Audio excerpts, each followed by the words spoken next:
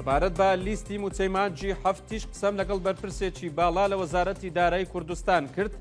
لێم پرسی ئامادەکردنی لیستی موچەیمانجی حەوت بەکوێ گەیشت کەی دەنێرن بۆ بەغداد. ئەو گوتی ئامادەکردنی لیستی موچەیمانجی حەوت لە کۆتاییدایە لەم یەک دوو ڕۆژەدا تەواو دەبێت و لە نزیکترین ڕۆژانی داهاتوودا بە زوویی بۆ بەغدادی دەنێرین بۆ ئەوەی ڕێکارەکانی وردبینیکردن لە لیستی موچەیمانجی هەفتیش لە بەغدادەوە دەست پێ بکەن و لیستەکە بە وردبینیکردنەوە ئامادە بێت و بۆ ئەوەی هەر کاتێک بڕیاردرا لە لیستەکە هیچ کێشە نەبێت و نەبێتە گرفت بۆ ناردنی موچەیمانجی حەوت لە کاتێکدا هێشتا موچەیمانجی 6 ناتوە. ئەو گوتی هۆکاری دواکەوتنی ناردنی لیستی موچەیمانجی هەفت هەتاوەکو ئێستا ئامادە نەکرا هۆکارەکەی ئەوەیە بۆ موچەیمانجی هەفت بە لێبڕینی 3% لیستەکە ئامادەکراوە. لە مانجی هەفتەوە کاتێک موچەخۆرانی کوردستان موچە وەردەگرن 3% موچەکەیان دەبڕدرێت.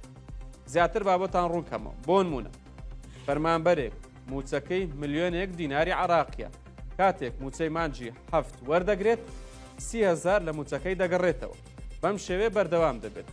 2 ملیۆن دینار موچەکەی بێت 60,000 لە موچەکەی دەگەڕێتەوە. بەم شێوەیە هەر فەرمانبەرێک کاتێک موچەیمانجی هەفت وەردەگرێت 3% موچەکەی دەگەڕێتەوە. ئەمە بڕیاری وەزارەتی دارایی عراقە دەبێت وەزارەتی دارایی هەرێمی کوردستان پێوەی پابند بێت پێشیەوە پابند بۆ ئەو بەرپرسە باڵای وەزارەتی دارایی کە قسەی بۆ من کرد گوتی بۆیە لیستەکەمان دواکەوت و ئامادەکردنەکەی تاوەکو ئێستا دواکەوت و لیستەکە ئامادە نەکراوە دەبوایە هەموو لیستێک هەموو مانگکان 15 مانگ لە 16 مانگ 17 مانگ لە ماوەی ئەم سە ڕۆژەدا لیستی موچە ئامادە بێت. بەڵام ئەمڕۆ 28 مانگە تاوەکو ئێستا لیستی موچەیمانجی هەفت بۆ بەغداد نەنێدراوە و کارەکەی ئەوەیە فەرمانگەکان، خەزێنەکان، بانکەکان، گەنجینەکان بە لێبڕینی 3% لە هەر موچەخۆرێک لیستی موچەیمانجی هەفتیان ئامادە کرد.